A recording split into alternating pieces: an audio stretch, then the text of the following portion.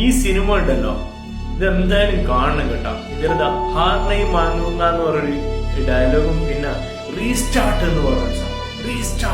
Restart എന്ന് വെച്ചാൽ ഓരോരോ തവണ അവൻ തോക്കുന്നേരം വീണ്ടും റീസ്റ്റാർട്ട് എന്ന് പറഞ്ഞിട്ട് തുടങ്ങുന്ന ഒരു സംഭവമാണ്. ഇത് മോട്ടിവേഷണൽ ആയിട്ട് നിങ്ങൾ കണ്ടോ അല്ലെങ്കിൽ എന്ത് വേണമായിട്ട് കണ്ടോ, നിങ്ങളുടെ വീട്ടിലെ എല്ലാവരും മസ്റ്റായിട്ട് കണ്ടിരിക്കേണ്ട സിനിമയാണ് ഇന്ത്യനാണുള്ളത്.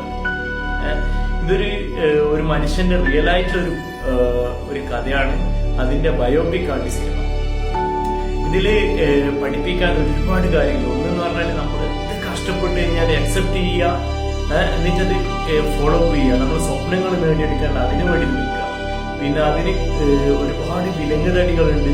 ആ വിലങ്ങുതടികളൊന്നും അധികം മൈൻഡ് വെക്കുക. നമ്മൾ കർമ്മങ്ങൾ ഇങ്ങനെ ചെയ്തുകൊണ്ടിരിക്കുക എന്ന് പറഞ്ഞൊരു സ്റ്റോറി അതിന്.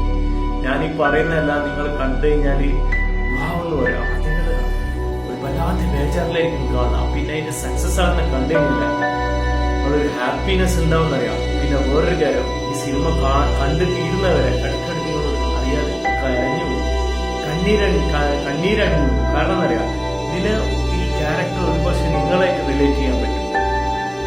അതുകൊണ്ട് നിങ്ങൾ മസ്റ്റായിട്ട് കാണുക.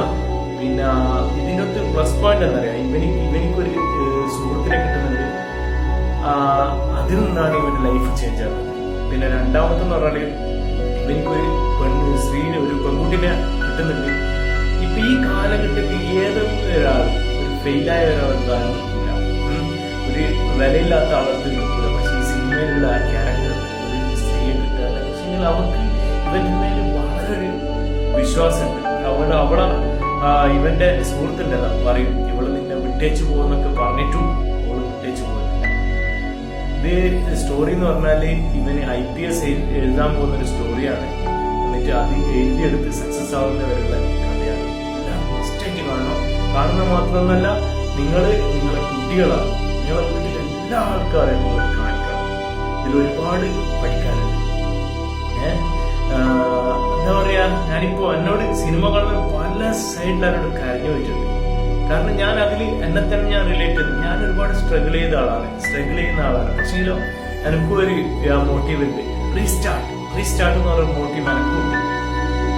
നമ്മളായിട്ട് നിൽക്കുക, എന്നിട്ട് മുന്നോട്ട് പോവുക. സക്സസ് എന്തായാലും ഉണ്ടാവും. നിങ്ങൾ അത് ആ സക്സസിന്റെ രുചി നിങ്ങൾ അനുഭവിച്ചറിയും. ഒരിക്കലും എവിടെ നിർത്തരുത്.